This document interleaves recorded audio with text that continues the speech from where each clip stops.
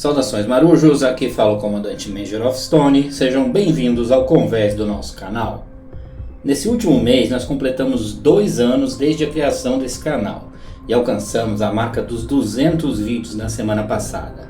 Para comemorar, eu resolvi convidar o nosso amigo Turi, que é a voz mais famosa do Modern Warships, pois ele narra os vídeos do canal oficial do jogo, para fazer umas batalhas comemorativas em esquadra. Nós fizemos 3 batalhas muito legais, e eu vou comentar um pouco delas para vocês durante o vídeo. Mas fique atento, porque em algum momento aleatório do vídeo eu vou divulgar um código promocional com um presente para vocês resgatarem no jogo. Seja rápido, porque o código tem limite de 10.000 usuários. Para o primeiro confronto a gente entrou pesado, eu com o Moscou e ele com o novíssimo Yamato Aegis, que ainda não está disponível para todo mundo. Vamos à batalha. Aproveita para curtir o vídeo e se inscrever no canal se você ainda não for inscrito. Assim você ajuda a gente a continuar produzindo conteúdos como esse. O início clássico de Kamori do Spot, mas eu precisei pegar alguns segundos para olhar de perto o novo gigante japonês. Tá muito lindo. Uma olhadinha rápida nas equipes para ver o que tem pela frente. Adversário forte, chegando com 2 porta-aviões, um CGX e um RF Leader e um Sword Shield. Adversário localizado e volta para o navio. Comecei no lado esquerdo do mapa. Ninguém no campo de alcance, mas estou spotado, então eu preciso descobrir quem está me vendo. Provavelmente é o porta-aviões. Vou tentar me deslocar bem pela esquerda para atacar pelos flancos. Assim eu só me preocupo em defender um dos lados. Lá vem ataque aéreo, nesse caso só flare para despistar mesmo.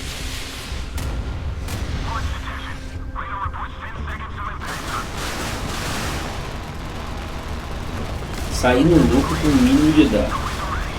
Lá na frente eu percebo que estou no alcance de navios inimigos, mas eu estou cego, então eu mando o Kamori para localizar bem rapidinho e acabo percebendo que tem um Sword Shield e um Leader juntos. Aí a bala comeu solta, porque ainda tinha um bomber adversário para piorar a situação. Por sorte, o restante do time estava logo atrás de mim e deu para segurar a pressão.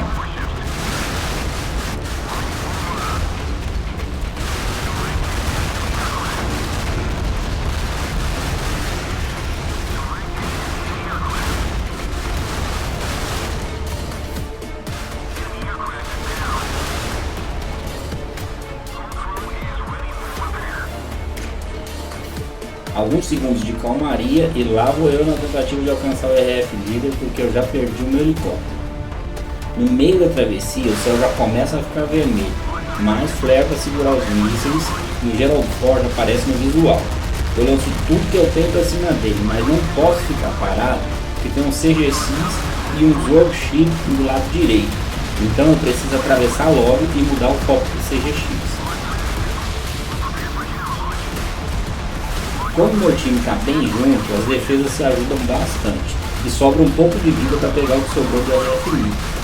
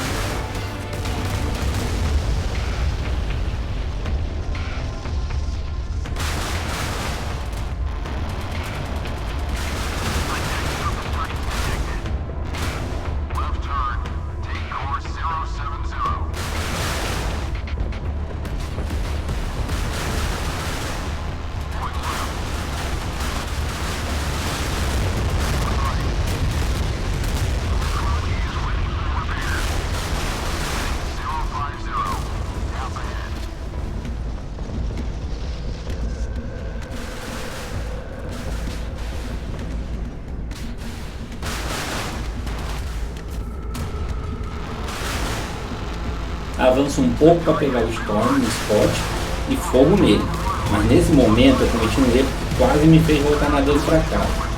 Eu fui para cima do Storm e fiquei com a lateral desprotegida do Sword Shield, porque eu pensei que ia atacar o Yamato que estava atrás de mim, mas pensando morrer um burro e quase que eu morri também. O cara não deu trégua e mandou tudo que tinha para cima de mim. Cheguei a ficar com 40.000 de vida. Mas por sorte o restante da equipe estava chegando e ele precisou se esconder. Aí com 3 contra 1 não tem o que fazer.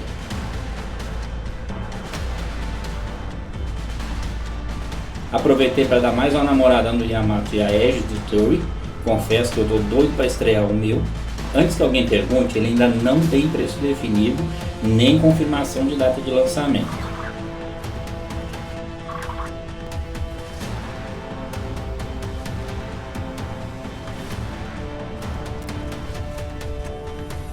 Como os meus companheiros de time estavam indo todos pela esquerda, eu fiz o cerco pela direita do vulcão.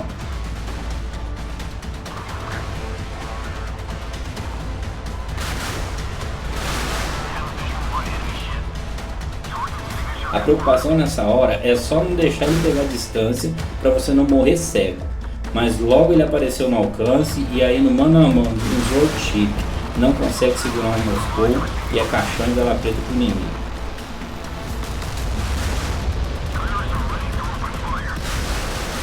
O saldo foi bom, 1,3 milhão de danos e 3 kills. Dá pra perceber como a lentidão do Yamato dificulta fazer dano em mapas com muitos obstáculos. O grande problema dos navios mais lentos é que quando você chega no alcance, às vezes não sobrou ninguém para matar e você fica com pouco dano. Acontece muito isso. Trocando de navio, fomos um pouco pro Tier 2 para ver se passava menos sufoco. Eu de 941 bis e o Turret de RF Panteliev. Mapa ártico, convés congelado e já começo mandando os caças emergir do submarino.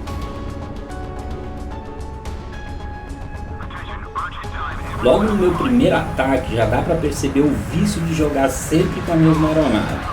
Como faz tempo que eu não jogo de Tier 2, eu disparei as bombas antes de chegar no adversário, porque eu estou acostumado com o checkmate, que tem 2 slots de mísseis. Eu simplesmente joguei as bombas em cima do gelo, bem noob mesmo.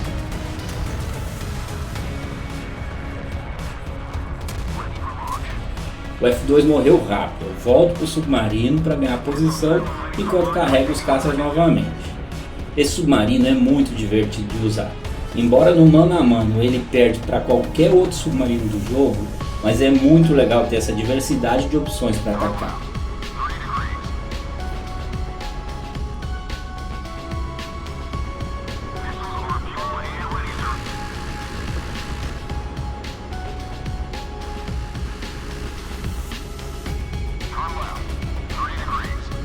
Como ninguém entrou no meu campo de visão, é melhor eu emergir e lançar os caças. Enquanto isso, aproveito para mandar uma nuke no Dersky que deve estar até agora sem entender o que acertou ele.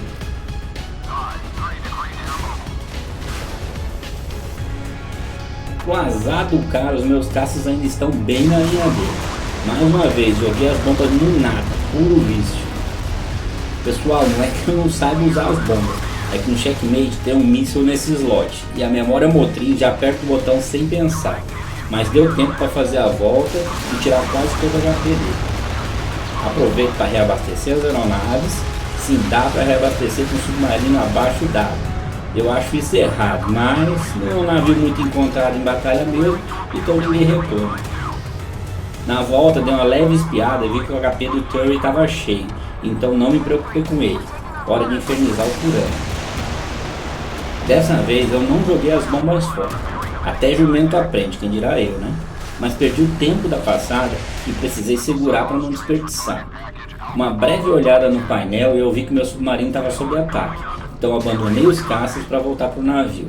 Era o Kursk adversário mostrando as garras. Mas quando eu cheguei, ele já estava abrigado no arco do gelo. Aproveitei para mandar uma nuke e torpedos no Kurama, que apareceu lá no horizonte, e voltei para os caças F2 que haviam acabado de reabastecer automaticamente. Durante a curva ainda deu para ver a nuke atingindo o Kurama lá no horizonte, e logo em seguida os torpedos também se aproximando.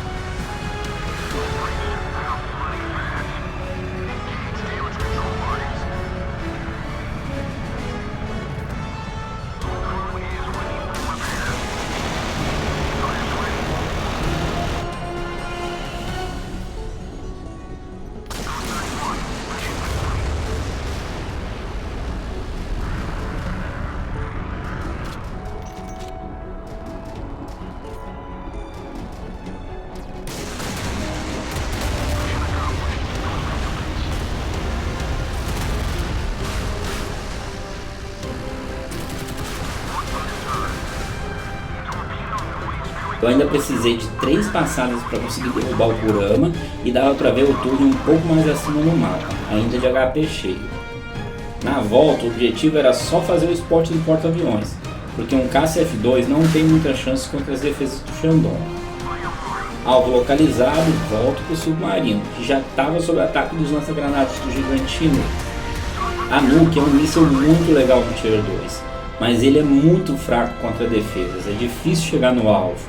Quanto no Shandong, então, é praticamente impossível, porque ele é o navio mais defensivo do Tier 2.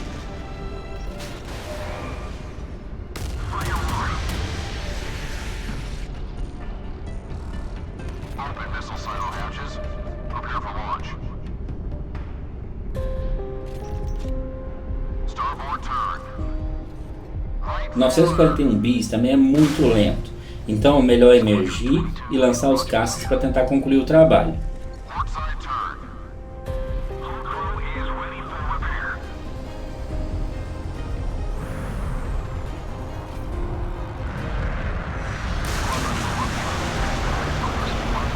Dessa vez eu estava mais esperto, não desperdicei as bombas. Sem contar que o Turing também estava atacando o último adversário que não resistiu muito tempo. A última kill ainda foi do Turing e o placar ficou bem distribuído, todo mundo fez um pouco de dano.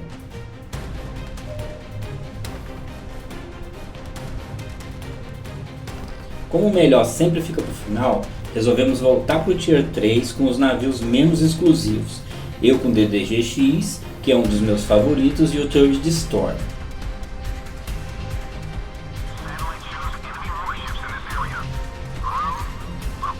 Mais uma vez eu fui traído pelo vício. Quem jogou comigo nos últimos dias deve ter reparado que eu tenho usado muito o Moscou, que é um navio bem lento. Eu começo acelerando, faço o spot e então volto para o navio.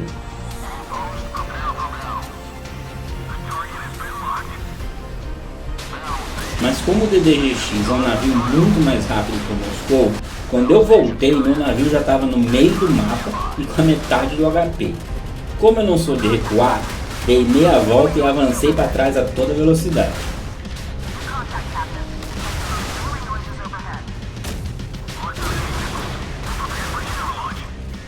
Em poucos segundos o céu estava vermelho e aquele monte de mísseis caindo na minha cabeça.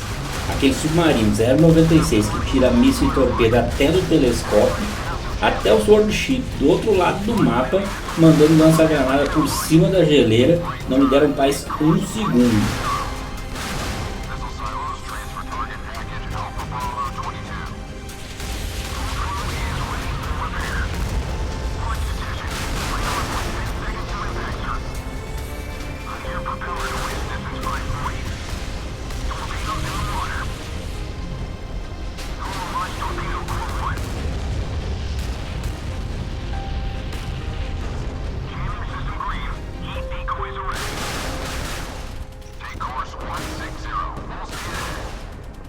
E pra piorar, acho que o cara do porta-aviões não foi muito com a minha cara, porque ele passou a batalha inteira na minha cola.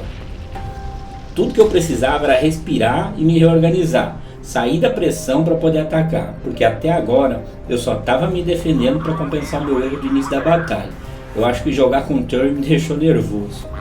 Finalmente um segundo de calmaria, então aproveita, vai lá no jogo e cola esse código promocional para respirar também. Vai que você está precisando de uns ups na sua vida aí. Isso é um presente da Artstorm para vocês, mas corre porque são só 10 mil ativações. Se está gostando, então ajuda a gente curtindo o vídeo e se inscrevendo no canal para ficar sempre bem informado. Voltando para a luta, após 2 minutos e meio a primeira baixa, o CGX adversário caiu no spot e foi para baixo. O objetivo agora é recuperar o HP, tentar não ser pego pelo porta-aviões e causar o máximo de dano que eu puder sem ficar muito exposto. Tem um Yamato no meu time que está com o freio de mão puxado no mesmo lugar desde o início da batalha. Não entendi muito qual é a dele não.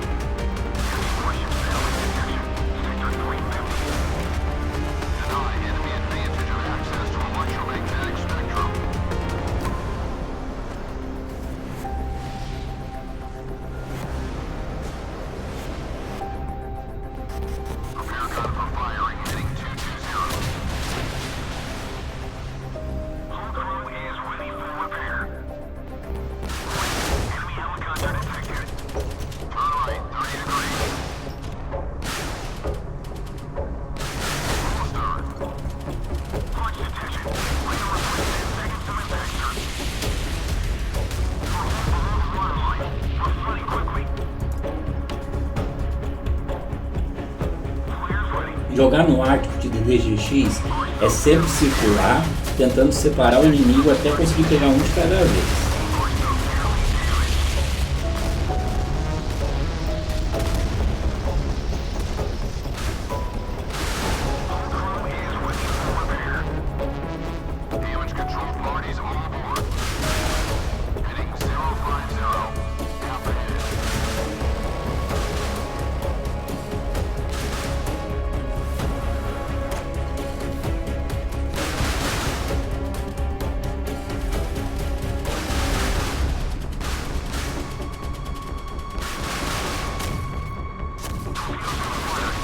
Aqui eu consegui isolar o 096 acima da linha d'água.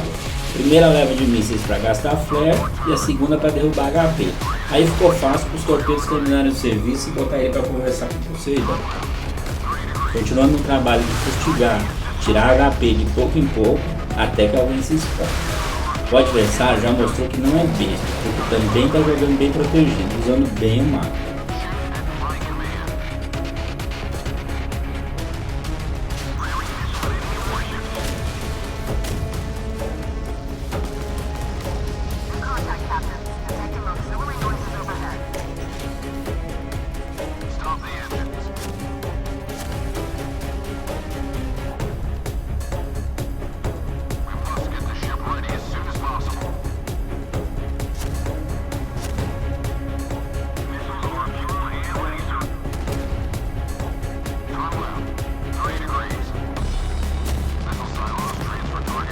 Aqui a velha tática de mandar um míssil de isca e quando ele gastar os flares, manda o slot triplo para arrancar o HP.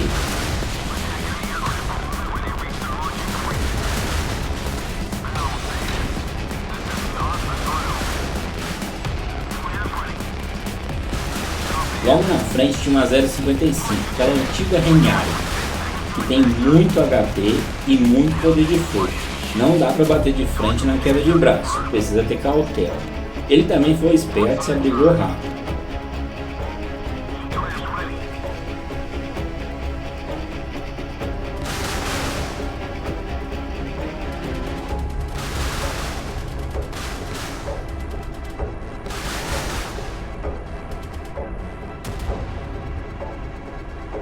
Nessa hora eu percebi que o Curry estava na linha de mira do Swordship adversário e tentei me deslocar o mais rápido possível para proteger o porta-aviões. Mas no meio do caminho ele já tinha saído para pegar a 055A do nosso time, que acabou ficando muito exposta no fogo cruzado contra o Swordship e a Reniai adversária. O Yamato continua ali, no mesmo canto, com o freio de mão puxado.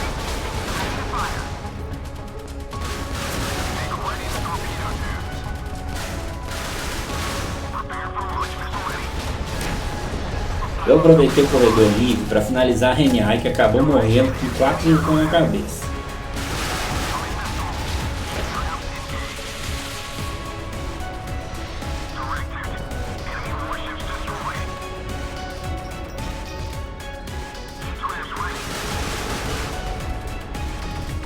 Percebi que o Swordship estava indo direto para cima do Yamato. Então aproveitei para tentar cercar ele e deu certo, porque ele já estava tentando fugir quando foi encurralado. Pelo minimapa dá para ver que o Turry estava bombardeando ele com mísseis, mas a kill acabou sendo do Yamato mesmo. Deve ter sido o único tiro dele na partida inteira. Agora era a hora da vingança. Eu estava com sangue no olho desse porta-aviões que passou a batalha inteira atacando bomba na minha cabeça. E como sempre pode piorar, na hora que eu fui mandar a mensagem de GG, foi exatamente quando os caças dele mandaram dispor de mim. Não tive nem como ativar os flares, porque o teclado estava aberto. Mas não foi suficiente para derrubar o DDGX. E nessa hora, o poder de fogo desse destroyer é avassalador. Precisou de poucos segundos para derrubar o Type 004. Jogou muito bem, mereceu até o like no final da partida. Fato curioso é que o Yamato, com freio de mão puxado, fez apenas 20 mil pontos de dano na batalha inteira. E a gente vai ficando por aqui. Eu agradeço ao Turry pela parceria, a Artstorm pelo apoio de sempre e a todos vocês pelas curtidas, visualizações e inscrições que movimentam o nosso canal. Eu espero que tenham gostado, muito obrigado e até o próximo vídeo.